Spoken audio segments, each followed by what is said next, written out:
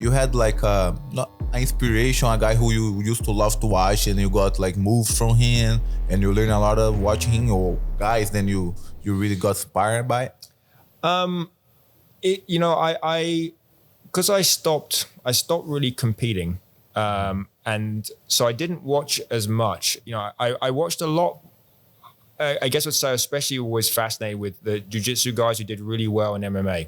Right. I thought, because that's not easy, right? You could be a great jiu-jitsu guy and not do well when it translates. Yeah, to MMA. I was watching John Danaher podcast another day, and he was talking exactly about that. And he said, like, for him, the well-rounded grappler that never had was Roger Gracie, because he did really, really good in ADCC, like who won the double goals to meeting everyone in 2007.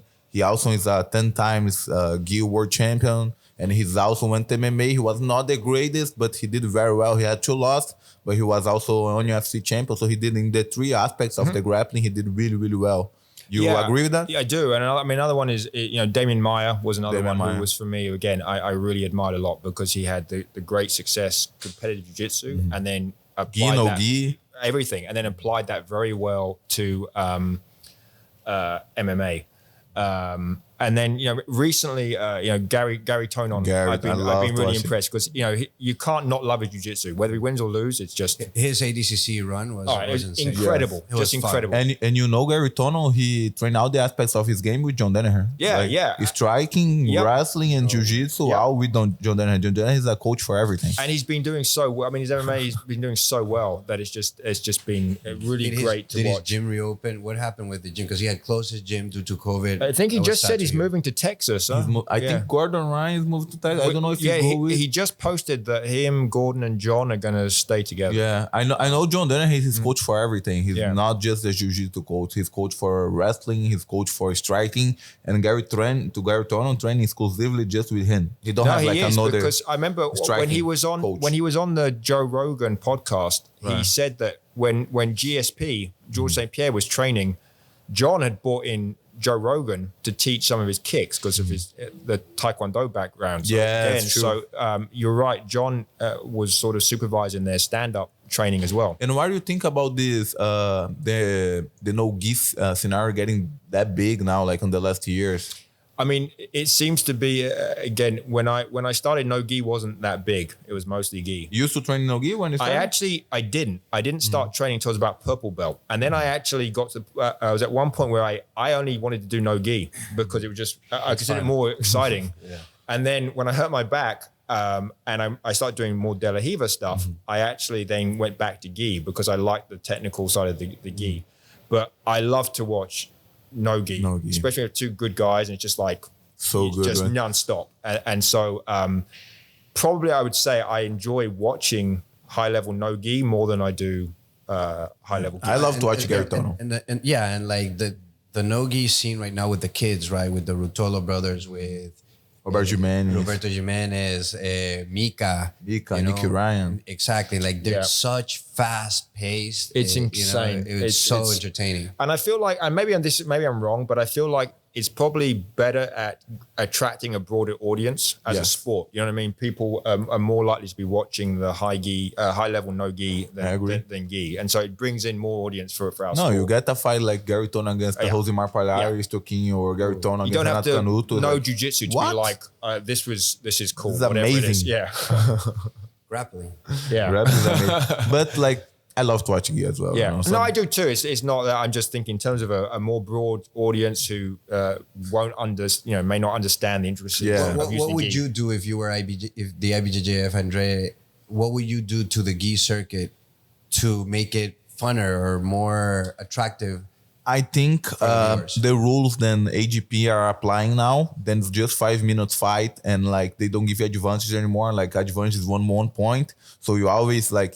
Normally the fights you always start behind because somebody gonna pull together and come up to get the 1 point. And so the fights are aggressive, and it's also just 5 minutes, so make the fight very, very interesting. You're gonna watch now.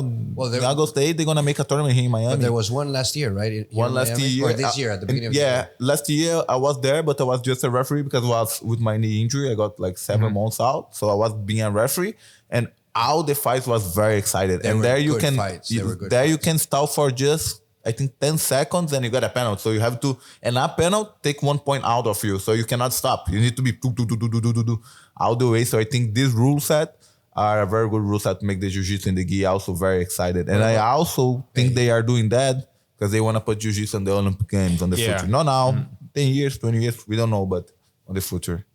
I hope they do. How is it not? How is it not an Olympic sport yet? We have I see so many other sports that are part of the Olympics. What's the background story on that? It's been pretty. Again, I'm not an expert on that, but if you think combat sports in the Olympics has been pretty slow for everything, right? I mean, we had boxing and we had judo, and that's been it. And now I think they have karate for the first time. For the last year. I think this one is the first year. The first year, right? First year. Yeah. Oh, Taekwondo. We had Taekwondo before. Karate is for the future karate, surfing, and skateboard. Yeah. So, I mean, you think how long those martial arts have been around for, and we're only now just starting to see them. But I really don't know what determines what sports they want to add. I think the sport need to be done in 55 different countries. Oh, is that? Oh, okay. Game. Okay. 55 different countries. Interesting. Didn't know that. But I think with this AGP rule set on the future, not now, maybe 20 years, I don't know. But I think on the future, we're going to be able to go. With the BJJF rule set, I don't think so. I also remember that the fastest growing promotion, fastest growing sport was MMA and the UFC when, these past years. So the growth of jiu-jitsu is going to be exponential as well.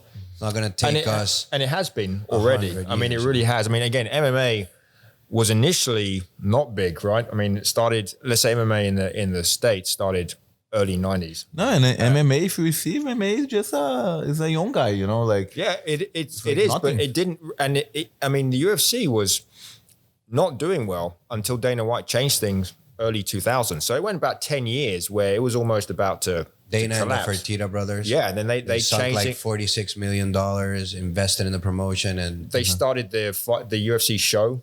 The Ultimate Fighter. that was their biggest breakthrough. They made a huge difference. They started having free fights on TV because I mean I love Pride. I loved watching the Pride fights, but Pride eventually collapsed. Pride was amazing. Oh God, some of the fights so on there fun. were amazing. That's so fun. Foot stomps, soccer kicks, anything. And a lot of the fighters miss that. Like I was watching Fabrizio Verdun podcast. And he was like, "Man, I missed this so much. They could put again." But you watch some of that, you're like, "Oh my God!" Especially with the stamping on the like the foot stomps, and it's like. but it's really interesting that like even UFC came from the jiu-jitsu background because Hardon Grace made the UFC together with Art Davey on the early 90s and put Horace Grace to be the representative of the family, and like even UFC, MMA came from the jiu-jitsu too. Absolutely. And we were discussing business. Horion Gracie, right? Horion. And I think it was a brilliant business strategy as well. Brilliant. And I don't know his specific reasoning behind it, but he picked Royce, who if you just looked at him, you wouldn't be like, oh, I expect that guy to beat people up. Yeah, for what I watched, they used to do this like to prove that jiu-jitsu was better than the other martial arts, but they used to do this on the garage in Rio de Janeiro and even here in US. So he said, let's do a show with this to see if it was the Gracie Challenge. Yeah, and there's a lot of history to that that people don't know. I mean, several of the people who came in the early UFCs had been people who had tried their luck in the Gracie Challenge at the different academies, but it was an incredible... So that's why it was called the Gracie Challenge initially. It was. And it was a great business plan because again, he bought out his brother Royce, who again, you wouldn't see Royce. If you saw Ken Shamrock, you'd be like, okay, I expect that guy to beat people up. Yeah. He's huge. But you see Royce, you just be like, and then you had this guy beating everybody up. Yeah. And because they said the best on the family was Rickson. But Rickson was too strong, too big, and he's like, don't gonna be that impressed. No, you saw Rickson, you'd expect won the fight. You'd expect Rickson to beat people up. You'd see that, and you're like, yeah, of course he's gonna beat somebody up. And Royce was the guy who was looking his kids. I watched a documentary about that. He's like, Royce was the guy who was watching my kids. They're like, who gonna be the representative of the family? Royce? And everyone like, Royce? Yeah. Let me think I want your kids. And to me, I think that was a brilliant business plan because again, that's if you want to sell your martial art, have someone who doesn't look like they can beat everybody up, beating everybody up. No, this was very, very smart idea. And one last question, Yannis. What a tip you have for white belt then starting now? Like the journey is a long, long journey. We can tell Carlos is a purple belt to a black belt 2 degrees. I have 1 year as a black belt and have 12 years of jiu-jitsu. What a tip then you can give to a person that is starting now and like starting to live this journey, this crazy journey? It really, and I guess there's probably nothing novel about my tip, but it's the discipline and dedication. What I mean by that is, if you go to train after work, it's hard. You'd rather go, at the end of the day, I'd rather go and have a beer and watch TV but you got to force yourself, I'm going to go train. And I always, if I'm reluctant to go before class, I always am 100% glad I went when class is done. But you've got to get past that consistency. And it's easy to say, don't train with just the belt in mind. And I say that being that when I was a white belt, I wanted to know how long will it take me to be a black belt. Yeah. I went up to my instructor, I said, how long am I going to be? I think everybody does. Everybody does. 10 years. Don't ask again. Yeah, 10 years. That's what they said. And then when I heard that, I was like, 10 years, that's like a lifetime. And obviously I got to that point where I got my belt. And, that would be the same for anybody. I mean, as long as you are consistent and you train, you may not be a world champion, but I'm not a world champion, and that's fine. You'll get to the level, but you got to enjoy doing it. I mean, that's the main thing. Trust the process, enjoy the journey. Trust it, but if you don't enjoy it, you need to take a lifestyle. You cannot think I want to do to be a black belt. You have to think that you like to do it. And I like doing it, and that's the point I'm at now. I don't train to be a competitor. I train simply because I love it. And that's what drives my discipline and my dedication to training. That I'll never stop. It's been 18 years, and I can tell you, as long as I'm physically able, I'll keep on coming here. And again, the driving force for me is that I love doing it. I love training. And I got inspired also by Ricardo Americano, our first guest here, and we was talking about it earlier. Yeah. And also Ronaldo De Libero, like 61, 62 years old, and every day on the mat. And he always the first one to get here and the last one to leave the mat. Every single day. Putting a clinic on me every time he asks me to No, it is important because, I said I'm 43. I heal much slower than I did when I was in my 30s, which was less slower than when I was in my 20s. And so it does get harder to deal with that. And so it's inspirational for me to see guys much older than me who are still training. And the other thing I'll also add is kind of just, again, we all say leave your ego at the door, but it's really true. And it's really true, I think, when you go up to higher belts. Because especially when you're black belt, you don't want to lose to purple belts. No. You don't want to lose to blue belts. Yet there's purple belts here who can beat me. They're young guys who train 6-7 days a week, and they're amazingly talented.